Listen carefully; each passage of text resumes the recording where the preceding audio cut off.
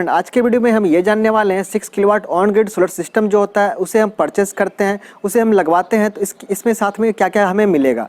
जैसे कि एग्जाम्पल के तौर पे पैनल कितने मिलेंगे, किस साइज का मिलेगा, कितने वाट का मिलेगा, इन्वर्टर कितने वाट का मिलेगा या फिर कितने वीए का मिलेगा। अगर बात करें इसमें बैटरी मिलेगा कि नहीं मिलेगा, मिलेगा तो कितना मिलेगा, और साथ में सब्सिडी मिलेगा कि नहीं मिलेगा, सब्सिडी मिलेगा तो कितना मिलेगा, कितना एरिया रिक्वायर होगा, एक महीने में कितना एनर्जी जनरेट करके देगा, एक साल में कितना एनर्जी जनरेट करके देगा, पर डे कितना एनर्जी जनरेट करके देगा। और ये जानने वाले साथ में क्या क्या एसेसरीज मिलने वाला 6 kilowatt on grid solar system में, ये भी जानने वाले हैं। तो चलिए हम फटाफट वीडियो को स्टार्ट करते हैं। चलिए चलते हैं अपने कंप्यूटर स्क्रीन की तरफ, वहां सारा डेटा हम कलेक्ट करते हैं। तो फ्रेंड आ गए अपने कंप्यूटर स्क्रीन पे। यहाँ पे हम देख पाएंगे 6 kilowatt on grid solar system का एक टेबल हमने बना लिया है। यहाँ पे जैसे कि प्लांट जो है कितने किलोवाट का होगा, तो यहाँ पे मैं मेंशन कर रखा हूँ कि 6 किलोवाट का यहाँ पे प्लांट होने वाला है।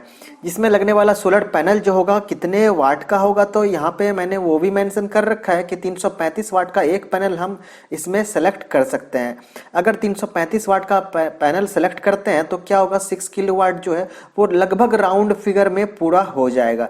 पूरा तो 200 वाट से भी हो सकता है, लेकिन 200 वाट पैनल जो है वो छोटा हो जाएगा। पैनल का साइज कम होने से क्या होता है कि पैनल का कॉस्ट ज़्यादा हो जाता है। इस वजह से हमें बड़े वाट का पैनल लगाना सही रहेगा। हालांकि आप 330 वाट भी लगा सकते हो, 400 वाट भी लगा सकते हो, जितना चाहो उतना लगा सकते हो, लेकिन हमें 6 किलोवाट पूरा करना है।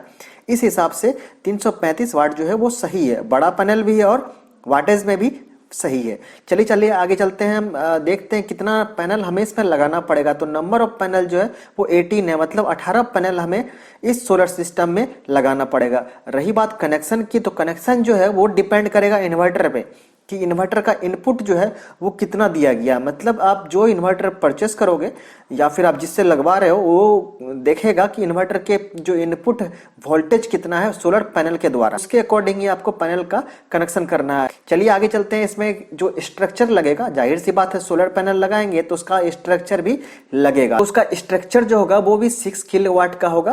और स्ट्रक्चर पे एक बात आप ध्यान रखना कि जब भी आप परचेस करो स्ट्रक्चर तो सही साइज में परचेस करना, क्योंकि जो यहाँ पे आप देख पा रहे हो 335 वाट का पैनल हमने यहाँ पे लिया है, तो इसका जो होल होता है जहाँ से हम नट बोल्ट टाइट करते हैं तो इसमें कुछ और जगह पे होगा। अगर 300 वाट का लोगे तो उसका कहीं और होगा, 400 वाट का लोगे तो उसका कहीं और होगा। तो एक साइज पे जो नट बोल्ट का होल है तो वो देख के ही आप स्ट्रक्चर का परचेस करो, या फिर आप बनवा रहे हो तो उसको देख के ही बनवाना है आपको, ठीक है। चलिए आगे चलते हैं। इसमें लगने वाला इन्वर्टर जो होगा वो ऑन ग्रिड इन्वर्टर होगा, जिसको हम लोग ग्रिड टाइड इन्वर्टर भी बोल सकते हैं। ये जो है इन्वर्टर वो 6 किलोवाट का होगा। यहाँ पे 6 केवीए मैंने नहीं लिखा है, 6 किलोवाट लिखा है। हालांकि इन्वर्टर केवीए में भी आता है और किलोवाट में भी आता है, तो आपको यहाँ पे किलोवाट देख के परचेस करना है, केवीए देख के परचेस नहीं करना है। अगर आपको कन्वर्जन नहीं आ रहा है कि किलोवाट से केवीए कैसे बनाए, इस पे मैंने बहुत सारे वीडियो अपलोड किया है कन्वर्जन का कि किलोवाट से केवीए या फिर केवीए से किलोवाट कैसे चेंज करें। आप उसको देखो, उसके अकॉर्डिंग आप समझ पाओगे कि कितने किलोवाट का कितना केवीए होगा, ठीक है। चलिए आगे चलते हैं हम। इसमें लगने वाला जो होगा MC4 कनेक्टर वो 2 पेयर लेना होगा, मतलब 2 मेल कनेक्टर और 2 फीमेल कनेक्टर इसमें चाहिए होगा।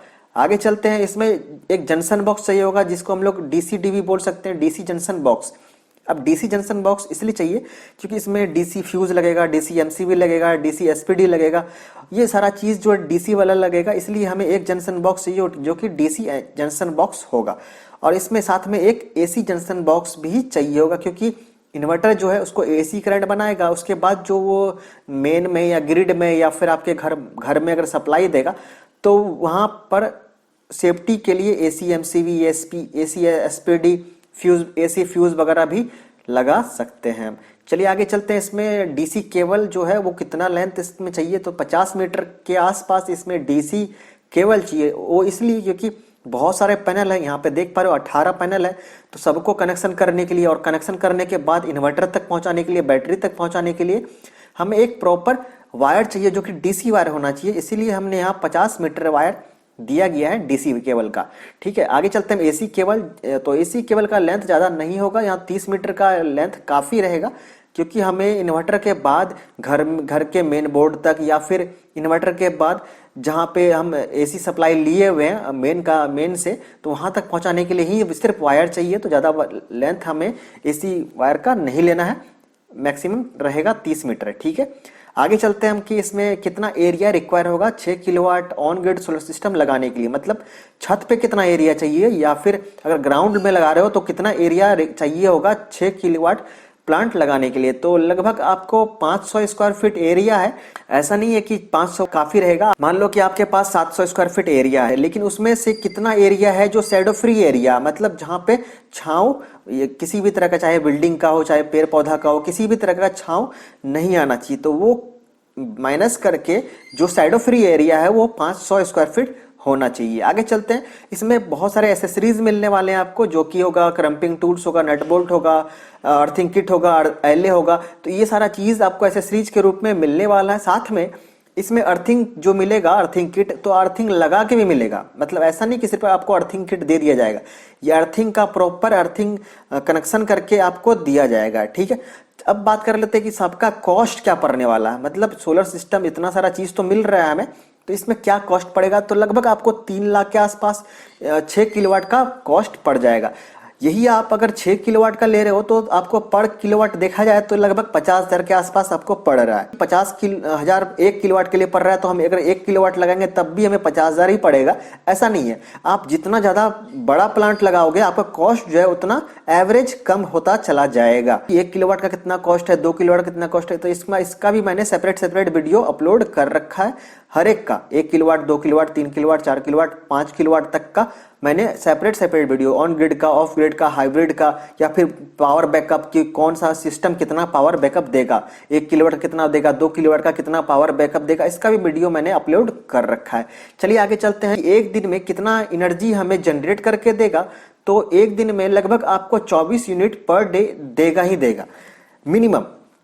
ये तो रहा मिनिमम बात। मैक्सिमम आपको 25, 26, 27 यूनिट भी दे सकता है अगर आप प्रॉपर साइड सर्वे, सही एंगल, सही डायरेक्शन में सोलर पैनल लगाए हो। तो आपको ये लगवाने से पहले साइड सर्वे करवाना चाहिए, शैडो फ्री एरिया देख के, सही एंगल और सही डायरेक्शन पे, तब आपको जनरेशन जो है वो पर डे और ज्यादा दे सकता है। आगे चलते हैं, इसमें वारंटी कितना मिलने वाला है। तो होल सोलर सिस्टम में मतलब हर एक चीज का वारंटी जो होगा वो 5 साल होगा। सिर्फ स्पेशली सोलर पैनल का वारंटी जो होगा वो 25 साल का हो जाएगा।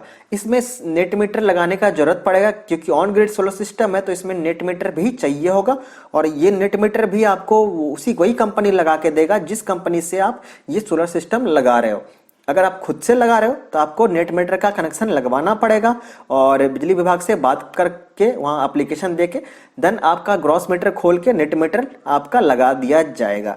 आगे चलते हैं, इसमें क्या सब्सिडी मिलेगा। तो हाँ, सब्सिडी मिलेगा, क्योंकि नेट मीटर लग रहा है तो सब्सिडी भी आपका मिलेगा, जो कि 20% सब्सिडी होगा ऑन बेंचमार्क पे। अब बेंचमार्क क्या है? बेंचमार्क एक कॉस्ट है जो कि गवर्नमेंट ने डिसाइड किया है, उसी कॉस्ट के अकॉर्डिंग आपको 20% सब्सिडी मिलेगा, जितने भी कॉस्ट का बेंचमार्क होगा उसके अकॉर्डिंग। ठीक है, तो ये रहा आज का video 6 kilowatt on grid solar system जिसमें कि सब्सिडी मिल रहा है। तो आज सारा डिटेल हमने लिया। अगर आपको अब भी कुछ क्वेरी है, कुछ डाउट है, देन कमेंट सेक्शन में आप कमेंट कर सकते हो। अगर मैं कमेंट देखूंगा तो उसका रिप्लाई भी करूंगा। तो मिलते हैं अगले वीडियो में कोई नए टॉपिक के साथ, तब तक के लिए टेक केयर।